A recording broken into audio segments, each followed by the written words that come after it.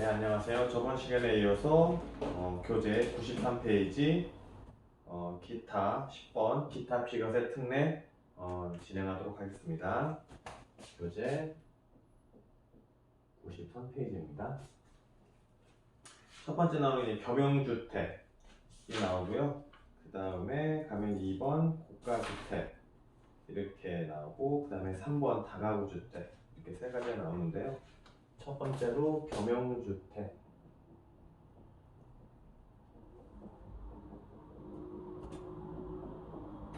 그다음에 고가주택. 3번 다가구주택. 여기에 대해서 알아보도록 하겠습니다. 첫 번째, 교재 93페이지 방가루 1번 겸용주택의 구분 1세대 1주택에 대한 비과세 규정을 적용함에 있어 하나의 건물이 주택과 주택의 부분으로 복합되어 있는 경우와 주택의 부수되는 토지에 주택의 건물이 있는 경우에는 그 전부를 주택으로 본다. 다만 주택의 면적이 주택의 면적보다 적거나 같을 때에는 주택의 면적은 주택으로 보지 않는다.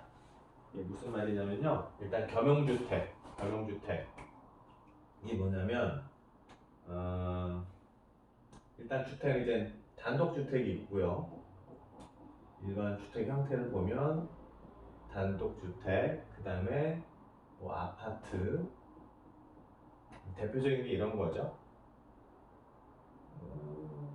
그래서 이제 이런 거 외에 또 뭐가 있냐면 상가 건물 같은 게 있죠. 상가 건물. 그러니까 주변에 이제 보시다 보면 왔다 갔다 하다게 보시면 밑에는 건물이 이렇게 있는데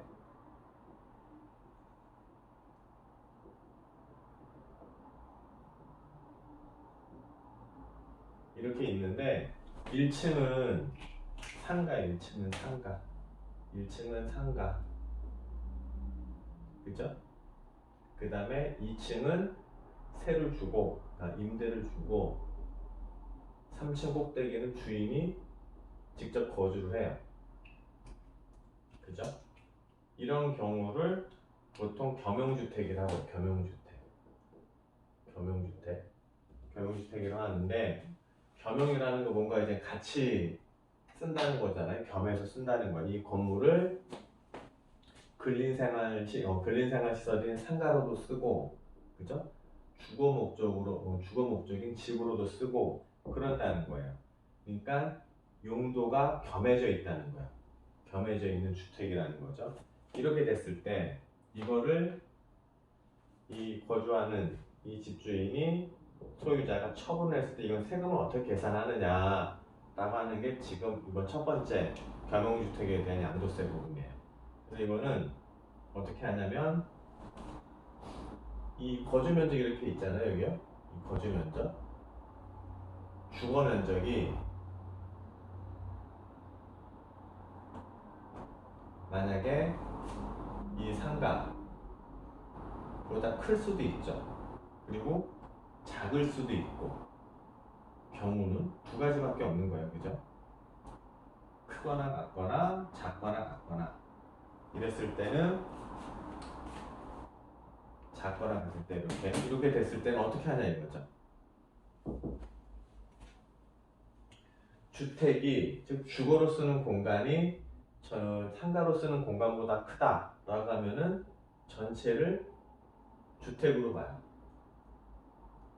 모두 전체를 주택으로 보고, 이럴 때는 주거하는 곳만, 그 주거용으로 사용하는 곳만 주택으로 봐요. 그러니까 주거용만 주택으로 보는 거예요. 조금 다르죠 이게요.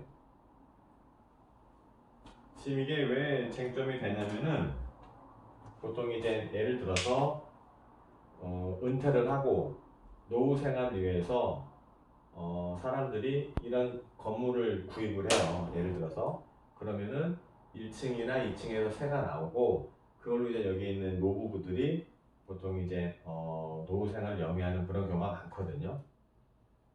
그렇기 때문에 이런 부분은 이런 부분에 너무 그 과하게 과세를 하게 되면 이분들이 이제 노후 생활이 자녀 생활이 노후 생활이 좀 불안해질 수가 있기 때문에 국가 정책적으로 배려를 한 거예요. 이 부분에 대해서는요. 그래서 전체 면적 중에 주거 면적과 그다음에 상가, 주거가 아닌 다른 쪽을 사용하는 면적이 이렇게 있을 텐데 그 면적을 비교를 해서 주거 부분이 더 크다면 이건 전체를 그냥 집으로 보겠다 라고 하는 거예요. 전체를 다. 그죠? 근데 주거 면적이 이 주거 외로 사용하는 면적보다는 적다라고 하면은 주거로 사용하는 곳만 집으로 봐서 하겠다. 그렇게 과세하겠다는 거예요. 이 차이점은 뭐죠? 주거로 사용하는, 즉 집으로 사용하는 것과 집으로 사용하지 않는 것. 그래서 양도세 차율은 일단 가장 큰 차이나는 게 장기보유 특별공제죠. 나중에도 나오긴 하겠지만 주거로 사용하는 경우에는 최대 80%까지 장기보유 특별공제가 적용이 되지만 주거 외로 사용하는 부분에 대해서는 30%가 최대예요. 최대. 그다음에 거기 그 부분에서 가장 큰 차이가 보입니다. 그 부분에서. 그리고 나머지 뭐 세율은 비슷하고 세율은 똑같고 그러다 보니까 이 부분이 집이 아니냐에 따라서 세금 차이가 팍 나는 거예요. 현재는 이렇게 법이 이렇게 돼 있는데 법이 개정이 돼서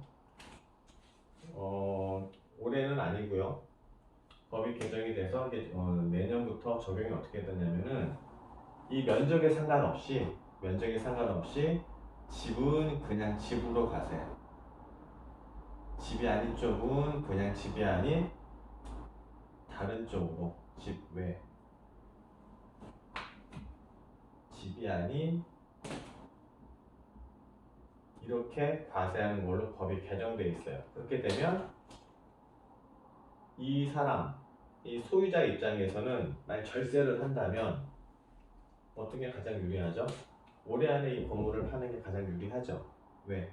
주거 면적이 크다면 이쪽에 대해서는 모두 주택으로 인정을 받기 때문에 장기보유 특별공제가 굉장히 크잖아요. 전체에 대해서 80%니까. 10년 이상 보유하고 2년 이상 보증했다면 그렇기 때문에 올해 안에 처분하기 가장 유리할 거고 그렇지 않다. 이런 경우라고 한다면은 뭐 올해 파나 내년에 파나 이거는 무차별하게 된 거죠. 무차별하게 되는 거죠. 그래서 이거는 절세 전략을 그렇게 구사할 수가 있습니다. 이렇게요. 일단 이게 겸용주택이라는 거고요. 겸용주택. 그 다음 페이지 보시면 겸용주택에 대한 부수토지의 안분.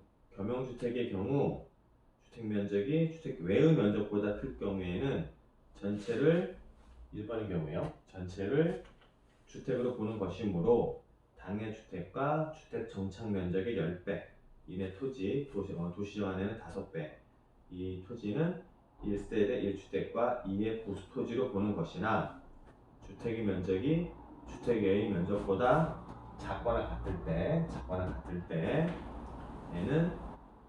주택에 부수되는 토지는 전체 토지 면적의 주택 부분 면적이 건물 전체 면적을 차지하는 비율에 따라 판단한다. 당연한 얘기이기 때문에 일단 이렇게 기본 개념을 좀 잡으시고요.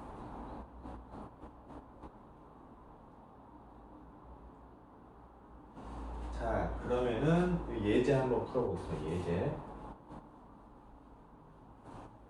예제를 보면 땅 부자는 94페이지예요. 땅 부자는 다음 건물을 취득 후 3년 이상 보유하여 1세대 1주택 비과세 요건을 갖춘 자가 그 건물 양도했을 경우 양도소득세 과세 범위가 얼마입니다. 페이지가 얼마? 400. 건물 200. 그 다음에 주거로 사용하는 게 50. 그 다음에 상업용으로 사용하는 게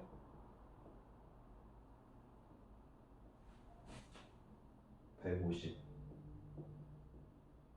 이렇게 되면은 주택보다 주택 외의 용도로 사용하는 부분이 더 크죠. 그렇게 되면 어떻게 된다 그랬어요? 주택은 주택에 대해서만 이 주택이 차지하는 부분에 대해서만 주택 관련 양도세가 되는 거고, 자 그럼 계산해보면 부수되는 토지를 보면 주택에 부수되는 토지는 주택분 토지, 주택에 부수되는 주택 부수 토지는 전체가 얼마죠?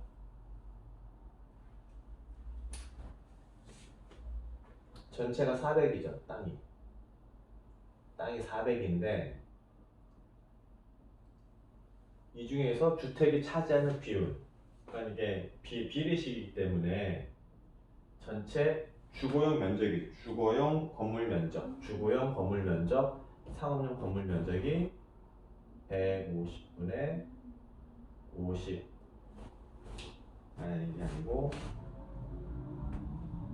전체 면적은 어떻게 돼요? 건물 면적은 50 더하기 150 이렇게 되죠. 즉 200이 되는 거죠. 200 전체 건물 면적 중에 주택이 차지하는 부분 50 그러니까 4분의 1이죠. 그러니까 100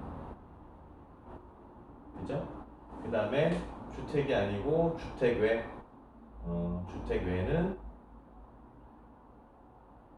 이 비례식으로 풀어도 되고 전체 200 중에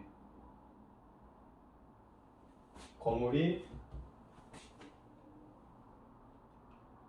전체 200이 아니지 토지니까 토지가 전체가 얼마야? 400이죠. 400 중에서 주택에 부수되는 토지가 100이니까 이걸 빼면 300 그죠? 이렇게 계산하시면 돼요. 그러니까 이게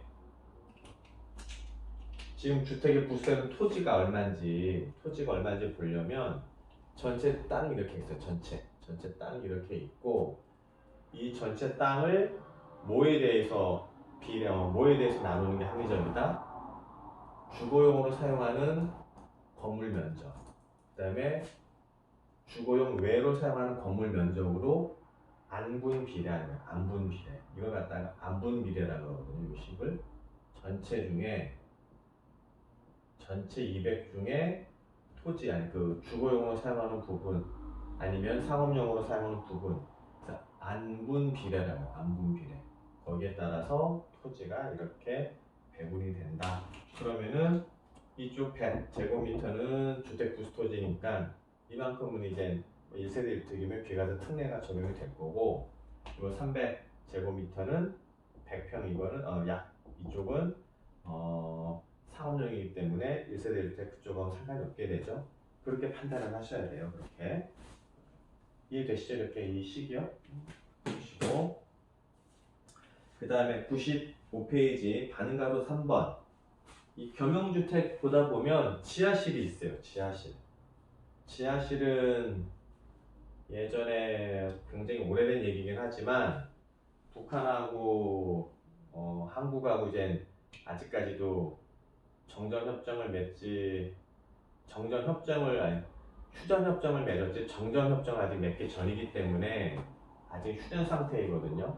그러다 보니까 예전 군사정권 시절에는 이게 여러 가지 반공을 기출해서 참 터무니없는 일이 많이 있었고, 그 중에 하나가 주택에 관련된 거예요. 그게 뭐냐면 일반 주택을 지을 때 지하실을 많이 이렇게 만들었어요.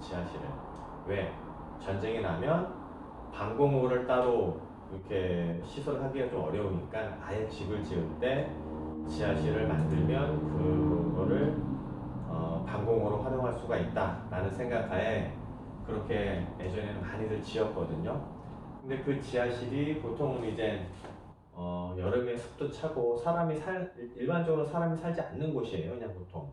그래서 습도 많이 차고 굉장히 불편한데 창고로 보통 많이 쓰거나, 지금 이제 기름 보일러가 이제 일반적으로 많이 사용들 하지만 예전에는 연탄을 때우던 시절에는 그쪽 연탄을 쌓아 놓거나 아니면 집에서 잘 쓰지 않는 물건을 갖다 놓는 뭐 창고를 사용하거나 그랬었거든요. 근데 이제 그게 세월이 흘러서 이 지하실이 지금 세월이 흘러서 이제 자꾸 수도권으로 사람들이 많이 올라와요. 집중화가 돼요. 집중화가 되다 보니까 집이 부족해져요. 집을 공급할 수 있는 여력도 부족했었고, 근데 수요는 폭발적으로 늘어나다 보니까 이 주택 공급이 따라가지 못하는 거예요. 따라가지를. 그래서 주택법도 개정이 되면서 지하실을 거주용으로 사용할 수 있게끔 바뀌었어요. 그래서 지하실에다가 뭐 여러 가지 이제 난방 시설이 이렇게 들어가죠. 그러게 되면 사람이 거주할 수 있게 됐고요. 그래서 그 뒤로 지어지는 집들은 지하실을 아예 그런 창고나 그런 방공호 대비 시설로 짓는 게 아니라 집으로 짓는 집들도 많았죠. 그러다 보니까 지하실이 있는 그런 집들이 아직까지도 많이 있습니다. 뭐 서울, 수도권, 뭐 지방 대도시 등등등 많이 있어요. 의외로 이제 지방에 가면 갈수록 뭐 농촌이라는 데 가면 지하실 있는 건물이 별로 없죠. 대도시에 많이 몰려 있는 게 그런 시대적 배경이 있기 때문에 그렇게 된 거고요. 어찌됐건 그런 지하실이에요. 지하실인데 지하실이 이게 연면적이 일단 연면적이라는 거 저번에도 얘기했지만 이게 수평으로 어떻게 투영했을 때 수직으로 투영했을 때 나타나는 면적을 합친 게 연면적이란 말이에요. 그럼 이 지하실을 내가 거주를 하느냐 아니면 거주를 하지 않느냐에 따라서 거주를 하면 주택이에요. 주택. 그죠? 내가 맨 처음에 집을 지을 때 그냥 뭐 대피소로 지었다고 하더라도 등기부등본에 나타나거든요. 거주 목적이 아닌 대피소로 지었다 하더라도 실질적으로 내 거주 목적으로 사용하고 있다면 그 집이에요. 집. 그죠? 근데 거주 목적으로 사용하지 않거나 용도가 불분명할 때는 공부상 자료에 의한다 라고 하는 게 실질과세의 원칙인 세법의 대원칙이기 때문에 그때는 또 이제 거주 쪽으로 들어가지가 않죠. 그죠? 그렇게 판단하는 겁니다. 그래서 이제 3번 보시면 겸용주택의 지하실은 실지 사용하는 용도에 따라 판단하는 것이며 그 사용 용도가 불분명한 때에는 주택 면적과 주택의 면적 비율에 의한다. 이렇게 비율에 의하는 거고요. 그다음에 요즘에 또 이제 많이 나오는 게 뭐냐면 건물을 주택을 짓다 보면은 필로티라는 게 또 있어요. 필로티라는 게 뭐냐면 예전에 이게 땅이 이렇게 있으면 여기 이렇게 집을 지었어요. 이렇게. 그죠?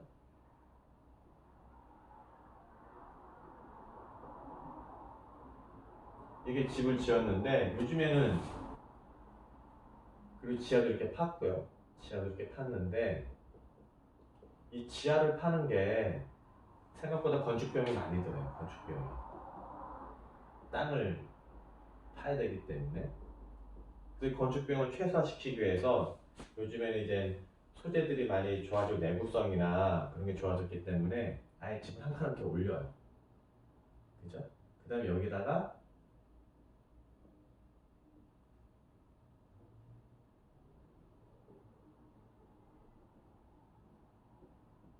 이렇게 집을 짓는 거예요. 집을.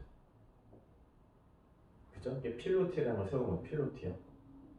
그래서 여기 밑에다가는 왜 이런 게 또 유행하게 됐냐면 예전에는 우리나라에 차가 그렇게 많지가 않았었어요. 뭐 집마다 차가 이렇게 흔하지가 않고 보통 동네 한 대 이렇게 있을 정도로 자동차가 굉장히 귀했어요. 자동차가 귀했어요. 자동차가 되게 적었어요. 그런데 이게 국민 경제가 이제 발전을 하면서 그 다음에 국민들의 소득이 높아지면서 차량 소유가 많아졌거든요. 근데 이제 주차장이 우리나라에 땅이 협소하기 때문에 산지가 한 70% 가량 되기 때문에 주차장 면적 확보하기 쉽지가 않아요. 그러다 보니까 이제 뭐 공용 주차장 그런 걸 만들어도 한계가 있는 거예요. 그래서 주택법을 개정을 하면서 집을 지을 때 이 집을 짓는 이 세대가 몇 세대냐에 따라서 여기에 맞게끔 주차 대수를 몇 대 이상 하게끔 법이 바뀌어 있어요. 그래서 주차장을 확보할 수 있는 방법은 지하를 타서 지하 주차장을 만들 수 있는 방법과 이렇게 필로티를 세워서 1층에 공간이 비잖아 이렇게요. 이렇게 공간이 이렇게 빌 거란 말이에요. 이렇게요. 여기에다가 주차장을 만드는 방법이에요. 근데 요 1번하고 2번 방법 중 2번 방법이 공사비가 훨씬 덜 들어요. 왜? 땅을 안 파니까. 그래서 이렇게 필로티를 세우고 하는 게 많이 유행을 했고 지금도 그래요. 그래서 1층에다 주차장 놔두고 그 다음에 뭐 택배를 받을 수 있는 택배함도 만들고 뭐 그렇게 하죠. 빌라 같은 거 짓는 거 보면 그렇게 바뀐 거예요 지금. 그래서 옛날에는 지하가 이렇게 돼 있다. 이거 좀 참고로 알아주시고요. 자, 가자고. 그 다음에 이제 양가로 이건 고가주택. 양가로 고가주택의 범위. 고가주택이란 주택 및 이에 따른 토지의 양도 당시 실지 거래가의 합계액이 맨 밑에 줄 9억을 초과하는 것을 말한다. 이 고가주택이라는 거는 실거래가예요. 실거래가예요.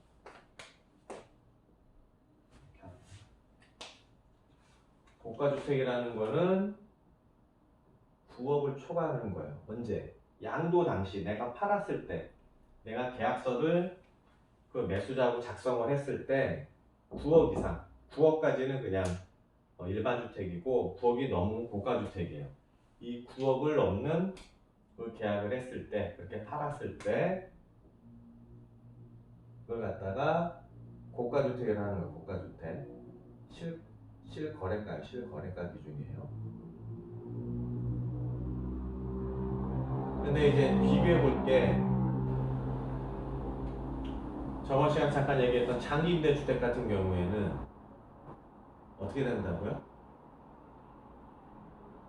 내가 1호 이상, 그죠? 그리고 5년 이상 임대를 해야 되고요.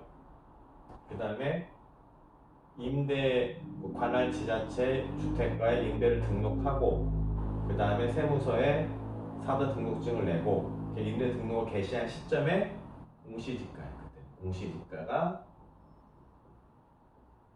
수도권은 6억 이하, 나머지 지역은 기타 지역은 3억 원 이하인 경우에 장기임대 주택이 요건이 되는 거거든요. 이때는 공시지가예요. 공시지가. 그죠? 지금 고가주택 판단은 시가예요. 시가. 그러니까 지금 주택 가격이 예를 들어서 한 7억 정도 있어요. 7억 정도 예를 들어서. 근데 주택 가격이 폭등을 해요. 갑자기 올랐어요. 쭉 올라가고 이게 만약 9억 5천을 해요. 그러면은 이때는 일반 주택인데 이때 와서는 고가주택이 되는 거예요. 고가주택. 그렇기 때문에 고가주택은 늘 변할 수가 있는 거죠. 반대로 지금 내가 이제 9억 5천에 이 집을 샀는데 갑자기 부동산 경기가 내리막길 걷고 우리나라뿐만 아니라 세계 경제가 굉장히 안 좋아진다. 그래서 가격이 떨어져요. 그래서 만약 이게 한 8억 5천, 8억 정도가 됐다 라고 가정을 하면 이때는 고가주택이 아니에요. 그냥 같은 집이라도 고가주택이 됐다 안 됐다 얼마든지 변할 수가 있는 겁니다. 이거는 이렇게 보시고 그 다음에 95페이지 맨 밑에 각조 19번 보시면 고가주택은 주택과 그에 딸린 토지 양도 당시 실지 거래가의 합계액이 9억 원을 초과하는 걸 말해요. 그죠? 방금 말한 것처럼. 근데 공동으로 소유하는 주택은 어떻게 하겠냐면 공동으로 내가 이 집을 이 아파트를 소유하고 있어요. 아파트를 소유하고 있는데 단독 명의일 때 예를 들어서 10억이라고 가정을 합시다. 그러면은 이게 어떻게 되죠? 고가주택이죠. 단독일 때. 여러분 본인 명의로만 돼 있다고 하면은 9억을 초과하기 때문에 당연히 고가주택이에요. 근데 여러분이 이제 만약 결혼했다고 가정을 하고 배우자랑 같이 공동 명의 50대 50을 갖고 있다고 하면은 나의 지분은 5억이죠. 그리고 배우자도 5억이죠. 이렇게 되죠. 이렇게 됐을 때는 고가주택을 어떻게 판정하느냐 이거예요. 같은 집인데 소의 형태에 따라서 고가주택이 되고 이때는 안 되고 하면은 이게 합리적이지가 않잖아요. 만약 이게 지분별로 판단한다고 하면은 이게 예를 들어서 만약 100억짜리다. 그러면 100명 이름을 해놓으면 돼요. 1억씩 1억씩 하면 고가주택이 아니니까. 그죠? 그렇게 되면은 다 고가주택을 피해갈 수가 있어요. 그런 불합리한 점이 발생할 수가 있기 때문에 이거는 지분 형태로 있다고 하더라도 판단은 전체 거래가액을 두고 판단을 한다. 그래야만이 단독 소유자하고의 형평성도 제고할 수가 있고요. 그래야 실질과세 원칙에 맞아요. 그죠? 공동이라고 할 때는 전체 가액을 공개한다.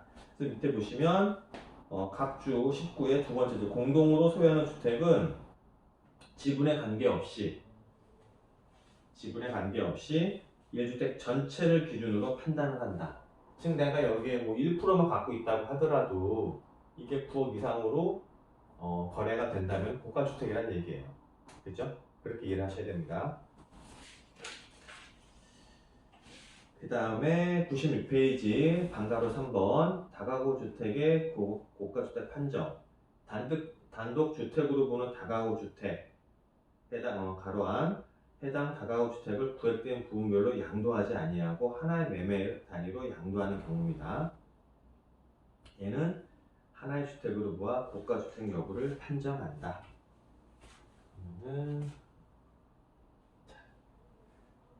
왜 다가구 주택인데요?